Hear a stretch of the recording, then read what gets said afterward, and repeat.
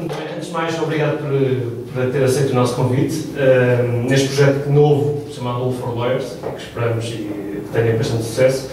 Antes de mais, gostaríamos de saber um bocadinho de si, falamos um bocadinho daquilo que se calhar outras pessoas não conhecem, antes de ingressar no direito, e se calhar como é que isto também aconteceu de vir para direito. Bem, então, boa tarde, antes de mais. Bem, eu faço 150 anos, não é? Há dias comprei um livro que se chama 1961, o ano que mudou Portugal. Até para ver o que é que aconteceu no meu dia de aniversário, não aconteceu nada assim muito relevante para o meu nascimento. Parece que o Sr. Presidente Emérito mais à data foi à Espanha visitar o José Racine Franco e foi de comboio. Na altura já havia restrições económicas, o Presidente já viajava de comboio. Portanto, tenho 49 anos, pode fazer 50.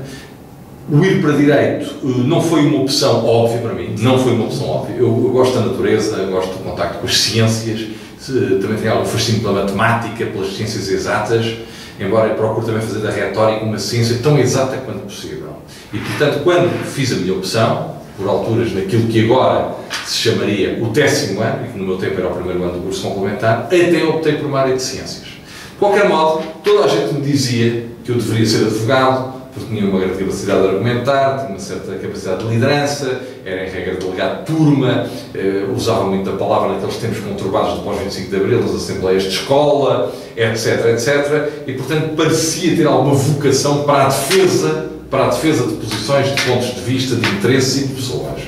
E eu então, ainda durante esses anos, fiz uma opção, candidatei-me como aluno externo a disciplinas que não tinha para direito, nomeadamente História e Inglês, fiz os exames e fiquei com a possibilidade de optar também por Direito, que foi o que eu ia por fazer. Depois, na altura, hoje existia o chamado ano propedêutico, o ano zero, eu candidatei-me à Universidade Católica, fiz já na Católica o ano zero, para onde entrei ainda com 16 anos, fiz já na Católica o ano zero e depois fiz lá toda a minha formação. Muito bem, muito bem. Então, nestes anos todos, não está minimamente arrependido? Não, não estou arrependido. Não estou arrependido, até porque, repara, havia aqui uma outra razão que era esta. As ciências exatas, até por serem exatas, obrigam a uma formação que eu chamaria contínua.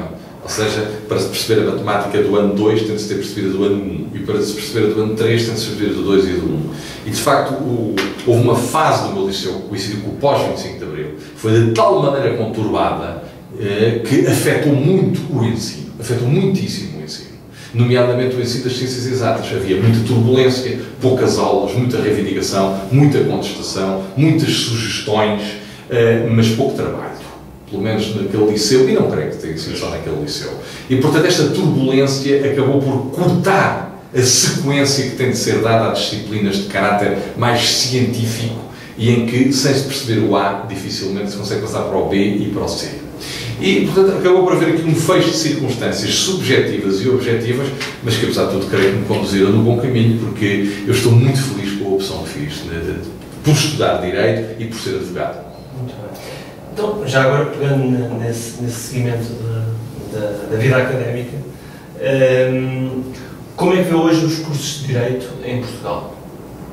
Que ponto de situação é que faz dos cursos de Direito em Portugal? Os cursos de Direito são, como tudo, a consequência de alguns erros que foram cometidos. Há cursos de Direito bons, alguns até muito bons, mas é óbvio que ao longo de décadas, sobretudo alguns anos após o 25 de Abril, descobriu-se o filão das escolas de Direito. Na altura até se dizia a brincar, eu fui uma das pessoas que utilizei essa expressão. Não sei se fui o primeiro, mas até poderei ter sido uma expressão publicitária que tinha a ver com um concurso que é fácil, é barato e dá milhões. Não exige grandes instalações, exige salas, cadeiras, mesas, mas não exige laboratórios, equipamentos caros, não exige, portanto, muito investimento. E é suscetível de render muito dinheiro. Porque, naturalmente, quando houve o afunilamento das escolas públicas, as pessoas precisaram ter alternativas. Precisaram ter alternativas à sua formação. E o Estado licenciou cursos e licenciou escolas que não deveriam ter licenciado. E, portanto, hoje estamos a pagar um preço elevado por isso. Quer na atividade profissional, quer na ordem dos advogados, quer na vida, na cidadania. Mantendo, obviamente, o respeito pelas pessoas de qualidade e com capacidade que estudaram em algumas dessas universidades de menor qualidade. Creio que, atualmente, aprendemos sempre com os erros, os do passado, neste caso os do passado próximo, Creio que o Estado não voltará a cometer esses erros. Creio que a menor procura do ensino superior está a resolver o problema, está a reenquadrar as pessoas nos cursos adequados. Creio que as universidades piores ou já desapareceram ou estarão em vias de desaparecerem. Portanto, creio que o problema irá ter uma evolução positiva. Hoje há menos candidatos aos cursos de Direito, há menos candidatos à advocacia, inclusivamente, e, sobretudo, as pessoas estão mais atentas. Quando fazem uma opção que condiciona muito a sua vida profissional, estão mais atentas e olham mais para o terreno que pisam. São mais exigentes, são mais argutas, são mais observadoras e têm um espírito mais pragmático de saberem e de ponderarem: eu, se vou para esta universidade, corro riscos, efetivamente, de não ter uma adequada formação e uma adequada qualificação profissional, corro riscos de não aprender, de não ficar devidamente formado e de, por isso, não ter satisfação pessoal, nem ser aceito no mercado. Veria bem ou se segue dessa opinião, uma adequação melhor dos cursos do ponto de vista também profissional? Sem dúvida nenhuma. Aliás, eu bati muito por isso e creio mesmo que esse é um dos pilares de Bolonha. Eu creio que quem deu cabo do espírito de Bolonha foi quem executou a reforma. Mas eu, durante o meu mandato como bastonário, estive próximo de conseguir, num ou noutro caso, até com as melhores faculdades de Direito, formatar alguns cursos, ou pelo menos alguns mestrados, com cadeiras que seriam, no fundo, segregadas por um acordo entre as próprias faculdades e a Ordem dos Advogados, procurando que os alunos se formassem em competências adequadas ao desempenho profissional, seja da advocacia, seja também da magistratura, do notariado ou de qualquer outra carreira diplomática, etc. Portanto, eu procurei dar o exemplo de que isso era possível. Agora, há muitas resistências de toda a ordem, ancestrais, corporativas, tradicionalismos bacocos e anacrónicos, muitas dificuldades em fazer a revolução mais difícil de fazer, que é a que está no interior da nossa cabeça. Essa é muito difícil. Não se faz por decreto, não se faz por declaração, faz-se por conversão, por abertura ao mundo novo. E nós somos arraigadamente conservadores. Aliás, na minha opinião, essa é uma das razões pelas quais não se consegue fazer uma reforma da justiça. Provavelmente já lá iremos. Mas é o nosso conservadorismo empedernido, o nosso conservadorismo congénito, o nosso conservadorismo incurável. E, portanto, as universidades têm a sua cota-parte de responsabilidade, admito que a Ordem também tenha a sua cota-parte de responsabilidade, mas o ideal era mesmo formatar cursos dirigidos ao desempenho profissional, que, aliás, substituiriam, na minha opinião, total ou parcialmente, a parte letiva do estágio na Ordem dos Advogados. Este, para mim, sempre foi o meu projeto, sempre foi o meu paradigma. A formação deveria ser dada predominantemente nas universidades, tem estruturas, pessoal docente, espaço físico para isso, desde que, para que pudesse substituir a parte letiva do estágio, ela fosse formatada com o acordo da Ordem dos Advogados, que contribuiria com conteúdos, com programas, com técnicas de formação e com docentes. E com docentes também. Assim o aluno, no final, pelo menos tivesse noção que já sabia alguma coisa. Que já sabia alguma coisa e que estava encaminhado para uma profissão. Exatamente. Repare, se o último ano da frequência universitária, já no quadro do novo mestrado, que também, ao fim e ao cabo, acaba por ser um pária no meio disto tudo, mas que deveria ser exatamente o encaminhamento, por exemplo, para a advocacia.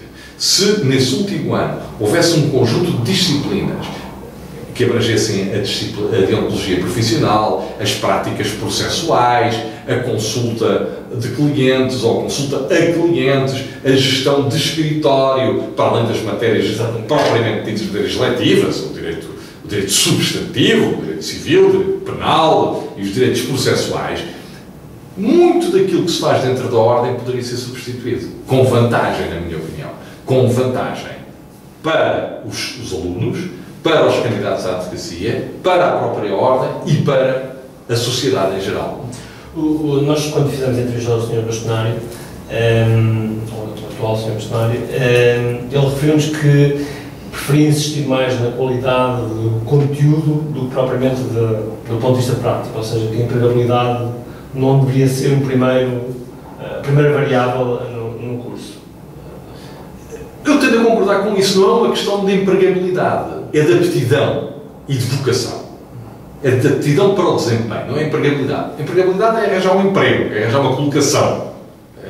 E, portanto, eu, como antes fazia, tiro o curso comercial para poder ser isto ou aquilo na função pública, ou isto ou aquilo numa empresa.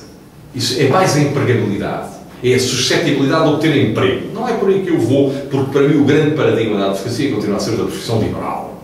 E, portanto, continuando a ser o paradigma da advocacia ou da profissão liberal, o paradigma do barrister, em inglês, mais do que do solicitor, para mim a empregabilidade é uma questão que não se coloca.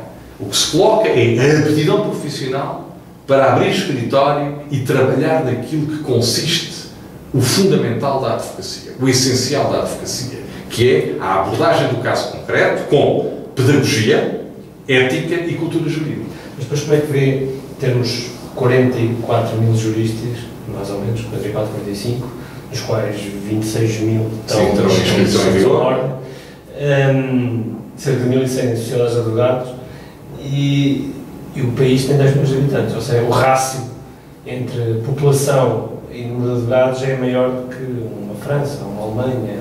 Maior, sim. A França, apesar de tudo estar mais perto, a Alemanha está bastante mais longe para melhor. Sabe, eu uma vez, já na fase final do meu mandato, jantei com uma série de altos dignitários da Justiça. O Ministro da Justiça, o Provedor de Justiça, o Procurador-Geral, o Presidente do Supremo, o Presidente do Tribunal Constitucional. Foi um jantar de Natal. E, assim, de subtão, perguntei-lhes: em Portugal há um advogado por quantos habitantes? Mas respondam assim rapidamente. As pessoas disseram 10 mil, 15 mil, 8 mil, 20 mil. Disse: não, em Portugal há aproximadamente um advogado por 400, 500 habitantes. E toda a gente ficou perplexa. Advogado com inscrição em vigor. Basta multiplicar 25 mil por 400, dá 10 milhões. Exatamente. Ora bem, portanto estamos com uma rácio próxima de hoje, um advogado de 400 e pouco habitantes. Toda a gente ficou perplexa. Toda a gente ficou perplexa. Bom, só que esse é o problema a que chegámos. Isso é o problema a que chegámos. E eu creio que uma coisa é encarar o que fazer aos advogados atuais, outra coisa é dizer como é que esta situação poderia não ter ocorrido e como é que podemos pensar que não vai ocorrer. Primeiro, eu creio que os cursos de Direito dão qualificação para muita coisa para além da advocacia. Para quadros superiores da administração pública, funcionários judiciais, quadros superiores das polícias, para além dos setores tradicionais, do notariado, dos registros, etc. Portanto, é preciso arrancar esta sobreposição obrigatória entre direito, logo advocacia. Estudo Direito, logo serei advogado. É o curso de advogado. Temos de acabar com esta locução. Eu estou a estudar para advogado.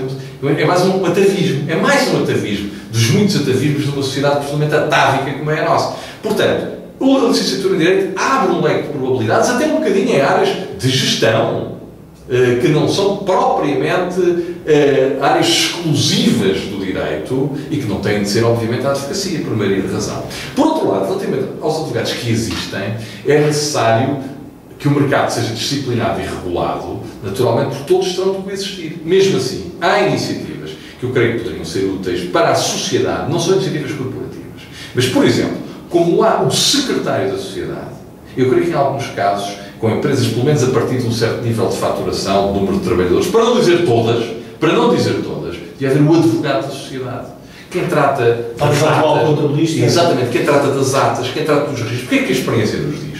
É que as sociedades têm pouca aptidão, pouca paciência para cumprirem estas formalidades, ou porque são empresas familiares, ou por isto, ou por aquilo, ou porque têm de se dedicar à sua atividade, e de repente não há atas, de mediação, não há atas de destituição, não há registro de atas, não há registro de contas, não há registro de liberações.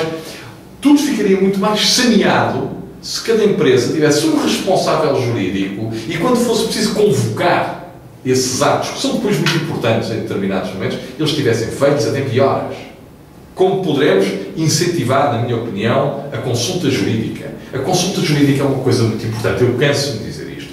As pessoas, todas as pessoas, praticamente, assinam contratos da sua vida. Não me refiro a ter consulta jurídica quando se vai beber um café. Eles não sabem assinar. Ora bem, mas em contratos que são cruciais. Exatamente. Faz, por exemplo, o contrato de bruto com o banco, constituído uma hipoteca, ninguém lê. As pessoas dizem, isso é como costuma ser, então assinamos. As pessoas não sabem o que vão pagar, sabem mais ou menos por quantos anos vão pagar, sabem que o valor variará ao longo desses anos, mas não sabem porquê. Não sabem que, por exemplo, se derem de arrendamento a casa que compraram, todas as prestações poderão vencer. poderão ser executados imediatamente, não sabem sequer que estão a incumprir o contrato. As pessoas assinam um contrato de seguro para proteger a sua casa, os seus bens, ou um seguro de vida que pagará as prestações em caso de morte ou incapacidade. Não leem. As pessoas não leem contratos de trabalho, as pessoas não leem contratos de seguro automóvel, as pessoas não leem os contratos que fazem para obterem empréstimos da sociedade A, B e C, que empresta 10 mil euros para férias, para isto ou para aquilo. Ou seja, a consulta jurídica prévia seria o grande meio de descongestionar os tribunais.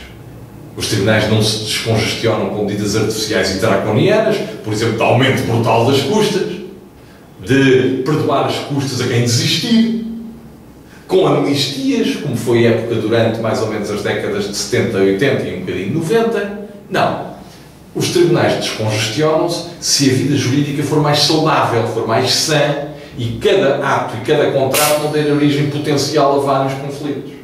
Portanto, apostar numa consulta jurídica seria algo de utilidade pública, nomeadamente para as pessoas que têm menos possibilidades de serem funcionários como um patrocínio do Estado? Não forçosamente. Não forçosamente. Há pessoas que têm possibilidades de pagar a consulta jurídica, não estão sensibilizados para isso, para aquela chamada advocacia preventiva. As pessoas recorrem ao advogado sempre e só na fase patológica, na fase do problema, nunca na fase da prevenção. Ora, é completamente diferente alguém assinar, por exemplo, um contrato de promessa de compra e venda de uma casa. Ter a noção se a casa tem penhoras, se tem hipotecas, se tem outros anos. Ter a noção do que é que lhe acontece, embora esteja escrito no contrato, que o incumprimento do promitente vendedor poderá gerar a obrigação de devolução do sinal em dobro, que garantia há dessa efetiva devolução? Porquê é que não se pede uma garantia bancária? Porquê é que não se pede uma garantia semelhante, plausível, se não for possível uma garantia bancária? Ora, nesta fase de construção, a participação do advogado pode evitar muitos conflitos. E esses conflitos acarretam o quê? Grandes demoras, grandes desgastes, grandes despesas. Que poderiam ser, muitas vezes, evitadas por um tratamento profilático inicial. Fazendo agora um bocadinho o papel do advogado criado. Também há. Dos tribunais eclesiásticos e das questões desse índole. Que é, por vezes os empresários dizem que quando introduzem os advogados de parte a parte a falar sobre um contrato, que os negócios dificilmente se fazem. Isto é uma pequena provocação. Eu percebo isso, mas sabe, nós, eu já disse isto e já escrevi isto, nós vivemos de frases feitas, mas em regra mal feitas, correspondem a realidades distorcidas. Isso tem alguma verdade. Porquê? Porque justamente quando se procura que o contrato garanta efetivamente um negócio limpo, se calhar não se pode recorrer à primeira minuta que está ali na gaveta de cima, que aparentemente também resolve o problema. Aliás, o contrato verbal também resolve o problema, nos casos em que não é obrigatória a redução a escrito. Ou até nos casos em que é obrigatória a redução a escrito, se ninguém levantar o problema, exceto naqueles negócios que para se concretizar uma compra e venda de uma casa, por exemplo, que não se concretiza sem documento pertinente. Mas pode haver um mútuo que a lei obriga que seja reduzido a escrito e não o seja. Se alguém pegar na quantia, mutuar a outrem e esse outrem devolver o dinheiro no prazo convencionado, com os juros estipulados, as pessoas concluirão, afinal não é preciso escrever nada, afinal não são precisos advogados, afinal não é preciso perder tempo. É verdade. Quando as coisas correm bem, se alguém viver toda a vida sem ir ao médico e tiver sempre saúde, até morrer atropelado aos 95 anos, dirá que os médicos não fazem falta nenhuma. Porque se calhar se tivesse ido ao médico, ele ia mandado fazer uns exames, depois um check-up de 3 em 3 anos e ele teria gasto imenso dinheiro em coisas que agora aos 95 anos constata que são inúteis. Bom, mas isso são as exceções. O advogado existe e intervém para procurar garantir uma tranquilidade posterior à celebração do negócio e quando esse negócio se está a desenvolver. Agora, naturalmente que isso tem um preço e isso tem, não tem só um objetivo, tem também um custo, que essa é a atividade dos advogados, mas é um custo que, correndo as coisas com normalidade, e aqui considera a normalidade não ocorrer tudo bem, mas ocorrer como normalmente correm, que é mau, pode poupar muito dinheiro e muito desgaste, porque depois, quando o problema surge, quando a patologia se evidencia, nós dirigimos aos nossos hospitais, que são os tribunais, onde tudo funciona muito devagar, onde tudo é caro, imprevisível, complexo e, portanto, semi-aterrador. E isso realmente passa-nos um bocadinho para o passo seguinte, que era exatamente esse, ou seja, que ponto de situação é que faz da justiça em Portugal? As coisas, eu quando era bastonário, disse um dia numa conferência de imprensa, não recordo perfeitamente uma frase que na altura ficou relativamente conhecida, que a justiça portuguesa se assemelhava ao Titanic. Eu disse isto, mas eu não sabia que iria ter tanta razão. As coisas nestes últimos anos pioraram consideravelmente. Nós temos na base um problema de relação de oferta e de procura. Este é o problema base. O problema de relação de oferta e de procura. Nós temos um número de processos, que é a procura, que excedem muito a capacidade da oferta. E nós dizemos assim, mas isto é estranho, porque nós temos um número de magistrados per capita que é um número até superior à média europeia. É verdade. Só que esse é apenas um dos indicadores do sistema. O outro é a complexidade ridícula e também anacrónica das nossas leis processuais. E, portanto, cada um desses processos tem uma demora média brutal que é imposta por uma lei processual anacrónica e que tem um conjunto de normas muito significativas que não deveriam existir. Pura e simplesmente não deveriam existir.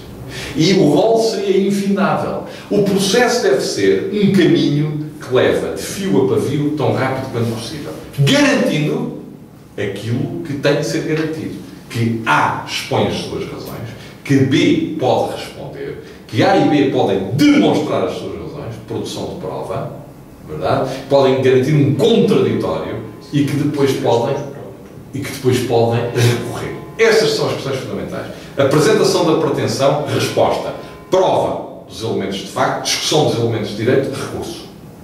Infelizmente, em Portugal, cai sistematicamente no equívoco que é o de confundir garantias com formalidades ridículas e absurdas. Em Portugal não há, nem nunca houve excesso de garantias. Aliás, se for ao Código de Processo Penal, por exemplo, não tem nada que de lá devesse ser amputado.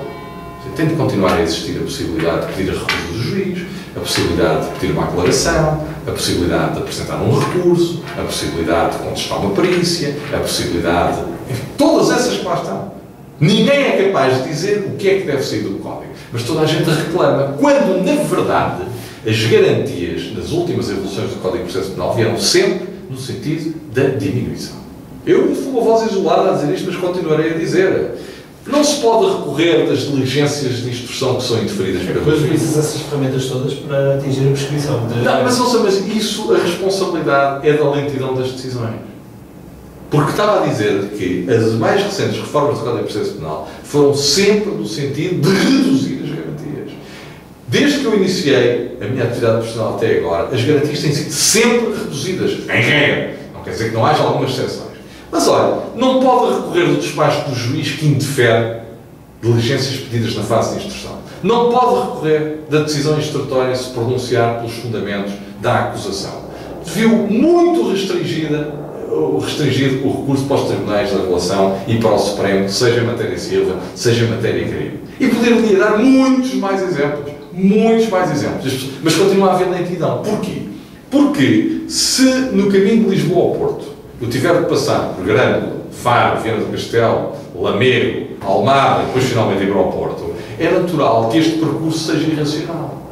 Se nós tivéssemos uma única lei de processo, não é preciso processo penal, processo civil, processo de trabalho, processo fiscal, um fio condutor processual básico. Depois, acabar no processo civil com todas as ações especiais. A ação de despejo, a ação de prestação de contas, a ação de suprimento, acabar com isso tudo. Mas acabar mesmo. Depois, acabar também com as providências cautelares nominadas. Porque nós passamos a vida a discutir se esta ação é de prestação de contas ou não é bem de prestação de contas. Porque eu, além da prestação de contas, peço também outra coisa. Portanto, já há dúvidas. Se cabe neste figurino, se é este figurino o outro, se o tribunal competente é este. Não. Acabava-se tudo isto. Apresentava-se o pedido. E apresentava-se a resposta ao pedido. Portanto, todas estas fórmulas que nós encontramos e a que damos vários nomes de ações especiais, ações isto, ações aquilo, começam logo a trazer para dentro do processo a discussão sobre questões formais. A competência do tribunal, os prazos que se aplicam. Porquê que não há prazos únicos? Prazos claros? Números prazos. E depois, tudo isso é motivo de discussão. E nós estamos permanentemente enrolados a discutir questões processuais. E temos estes exemplos, como foi o caso agora deste caso do Dr. Isaltino Moraes, em que a última coisa a ser decidida é qual é o tribunal competente, se é o Tribunal de Justiça. O julgamento já acabou, mas ainda falta decidir onde é que se deve realizar. Isto é uma coisa completamente absurda, tem a ver também com os efeitos dos recursos. Portanto, o caminho é simplificar as leis processuais, não é retirar as garantias, é retirar tudo isto que não faz lá falta nenhuma. As ações especiais, os prazos diferentes para isto e para aquilo, os nomes das providências cautelares, porque se discute se é um arresto, discute se é uma providência, um procedimento cautelar não especificado. Depois há quem diga que sim, se for sim, então processa de uma maneira, se for não, processa-se de outra. Então é preciso decidir se é sim ou se é não. Então, e nesse sentido, não acha que devia haver uma intervenção mais ativa dos agentes jurídicos na produção legislativa, tendo em conta que são eles os agentes da própria atividade jurídica, do que propriamente às vezes outros agentes que vamos tendo uma série de produção legislativa que, ao fim e ao cabo, não é dos próprios agentes, que são eles que conhecem. A sua pergunta tem aquele condão da pergunta retórica que só admite praticamente uma resposta, que é sim. Mas a resposta é sim. Eu creio que as pessoas que manuseiam, que lidam com as leis e com os tribunais, é que têm sensibilidade para perceber onde é que estão os nós. Agora, não há bela sem senão. E aqui o senão, que se junta a esta bela resposta, é o seguinte, é que às vezes há bloqueios profissionais de índole corporativo que também não ajudam muito à construção de boas soluções. Por outro lado, há uma dialética partidária que é extrema e política ou partidária que é muito nociva ao desenvolvimento de soluções consensuais.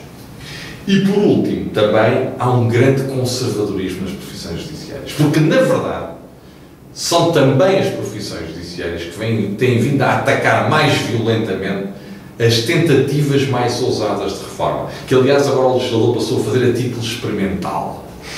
O mapa judiciário é a título experimental. O processo civil experimental é para fazer jus ou não, também é a título experimental. Entra em vigor aqui, entra em vigor ali, mas fica ali num resíduo, uma espécie de um gueto ostracizado, maltratado e desprezado.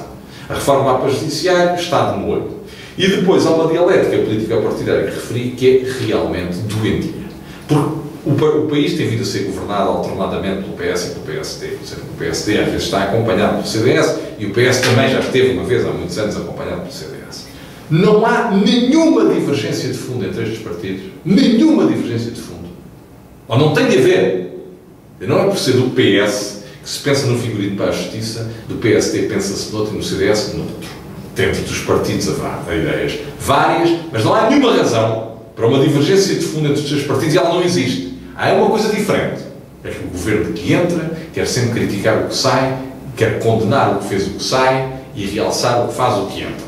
E isto é um ciclo vicioso e tem sido altamente daninho para a justiça, porque não consegue levar uma reforma de fio a pavio, sem interrupções, sem sobressaltos, sem cortes abruptos, sem recuos e sem lançar um pouco na pala quando a obra do adversário parece florescer. Portanto, mais do que as profissões judiciárias, também deveriam intervir aqui pessoas sem interesse partidário, político, direto. Eu não acredito muito nos homens bons, não acredito nessas instituições um pouco idílicas e miríficas, mas acredito que haveria aqui um corpo de pessoas totalmente imunes ao contágio do combate político-partidário que podiam tentar formatar, estruturar, montar um sistema judicial, um sistema de administração de justiça e tentar legislar em conformidade, em sossego, sem estarem sistematicamente envolvidos na polémica política-partidária que aplica às questões mais de índole económica, aos impostos, à instalação de hospitais, à reformatação do sistema de saúde. Não, aqui não. Aliás, isto também valeria, porventura, para o sistema de saúde. Portanto, sair das picardias políticas mais de ordem do dia. Ora, o que tem acontecido é que as reformas começam, acabam, ficam a meio, desajustam-se, não se articulam umas nas outras. Foi o caso desta reforma da ação executiva, ou são mortas pela prática, como está a acontecer com a reforma dos tribunais administrativos, que me pareceu feita no bom sentido. Fala-se na oralidade Quer-se que a oralidade seja de facto o paradigma, acabou-se com o paradigma da oralidade, agora nesta reforma mais recente do Código do Processo Penal, fala-se da oralidade, mas continua a admitir-se a recolha de depoimentos por escrito. No depoimento de parte, o juiz faz um ditado depois da parte falar, uma coisa absurda quando hoje há os meios de gravação. Continuamos a assistir tardes inteiras a requerimentos ditados para a ata e respostas a requerimentos ditados para a ata, matando 2 ou 3 tardes num processo. Agora, se multiplicar essas 2 ou 3 tardes por 20 mil processos no tribunal, são 70 mil tardes. 70 mil tardes é muito tempo. Não é? É muito tempo. E se nós não... Mas nós estamos sempre a pensar na magnífica reforma do sistema, que não sei bem qual é, que há de resolver estes problemas, assim como uma espécie de terceiro segredo de Fátima. Mas procurar o ideal e o ideal é... Não sei, é que nós nem convergimos no ideal. Nós faz lembrar aquela velha expressão popular e brincalhona, segundo a qual vale mais ser rico e ter saúde do que ser pobre, mas ser doente. É uma coisa com a qual toda a gente concorda. Ora, a questão é a seguinte: enquanto nós não conseguirmos ir a cada processo decidi-lo num terço do tempo, uma lei processual que permite decidir cada processo num terço do tempo devia ser a nossa divisa. Onde é que a lei poderia permitir? Sem a relação das garantias. Porque não é nas garantias que se deve cortar, é nas formalidades inúteis, nos requerimentos ditados para a ata, no contraditório de 10 dias em papéis de 5 linhas e em muitas outras formas. Numa chamada, a chamada para o próprio julgamento já não tem hoje utilidade nenhuma, na proclamação de coisas disparatadas, como, por exemplo, a leitura da acusação quando se começa um julgamento, às vezes acusações de dezenas de páginas, o não ser capaz de agilizar e dizer se um senhor vai pôr a tribunal porque fez um relatório de 200 páginas, dizer, os senhores doutores, já toda a gente leu o relatório, passamos às perguntas sobre o relatório e não entender a produção de prova em julgamento como a obrigação do senhor que escreveu as 200 páginas dizer outra vez o que escreveu nas 200 páginas, a menos que ele tivesse alguma coisa a alterar. Esta agilização, que não toca em garantia nenhuma, podia emagrecer cada processo pelo menos em metade. E se nós conseguíssemos fazer isto, sem mudar a lei, reduzirmos para metade, depois mudávamos a lei e reduzimos para outra metade. E podia, cada processo duraria 1/4 do tempo. E mais, isto teria um outro movimento de roda dentada muito saudável. É que se eu souber que os processos estão a ser mais rápidos, eu já não aposto tanto no tribunal como um meio de protelar uma decisão. Exatamente. Era uma das Porque a rapidez atrai rapidez. A lentidão atrai lentidão. É curioso que na Alemanha os processos, nomeadamente dívidas, demoram 6 meses. 6 meses. Portanto, cá pode-se Mas não faz sentido. 24 meses. Não faz sentido, porque faz sucessivas alterações do arrendamento e não consegue resolver o problema de quem não paga as rendas e que deve ser imediatamente despejado. E nós, nos portugueses, nós precisamos ser da exceção. E se uma pessoa muito doente, está bem, haverá exceções para isso. Agora, se alguém invocasse ser muito doente e não o fosse, devia ser fortemente punido. Aliás, há uma coisa que em Portugal a litigância de má-fé é muito pouco punida. Muito pouco punida. Alguém que pede 5 declarações de um acórdão, depois que vem com embargos de terceiro, da mãe, da avó, depois do cão e do gato, quando já não há mais seres humanos disponíveis para o efeito, é condenado em multas que se assemelham às multas de alguém que entrega um papel 2 dias fora do prazo. Isto não faz nenhum sentido. Isto é uma questão de cultura judiciária que não é punitiva na litigância de má-fé. Quando um advogado ou um particular incentiva o seu advogado a dizer, mas eu acho que pode um recurso, depois mais uma reclamação, depois mais uma arguição, dizer, atenção, que isto pode ser iluscado. Atenção, que isto pode ser iluscado. Mas o prejuízo, um pouco a imagem do que acontece nos Estados Unidos, devia ser fortemente punido. Fortemente punido. Havendo evidências de prejuízo, os juízes deveriam ser implacáveis. Deveriam ser implacáveis. E depois a condução das próprias audiências. Quer dizer, a utilidade da prova deveria ser verificada também um pouco à americana. Eu tenho um certo fascínio por alguns aspectos do direito anglo-saxónico, nomeadamente americano, que é quando se está a interrogar uma pessoa e se lhe está a perguntar pela enésima vez a mesma coisa, dar utilidade à prova. Quer dizer, a meio da audiência o juiz podia dizer assim, senhores doutores, parece que as duas pessoas que já puseram que o carro era branco e era um Opel Corsa, passa publicidade, não sei se ainda existe em Opel Corsa, mas cá não se faz assim. A audiência vai até ao final e só no final é que o juiz dá a resposta aos quesitos. Portanto, se houver 5 testemunhas para demonstrar que era um Opel Corsa branco, o que é que o advogado fará? Vai interrogar as 5 testemunhas. Para quê? Para ele não ser acusado. Se o juiz depois está não provado, Pelo menos não podem imputar ao advogado não ter ouvido as 5 testemunhas.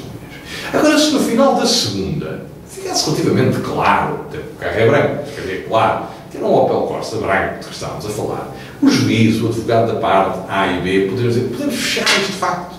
As 3 pessoas que restam, pedimos desculpa, apresentamos os nossos cumprimentos e mandamos-las embora, até ficaram bem dispostas, um bocadinho aborrecidas de não serem ouvidas, mas bem dispostas para serem libertadas. Mas não, só no fim. Quantas horas nós pouparíamos com isto? Quantas horas em cada processo?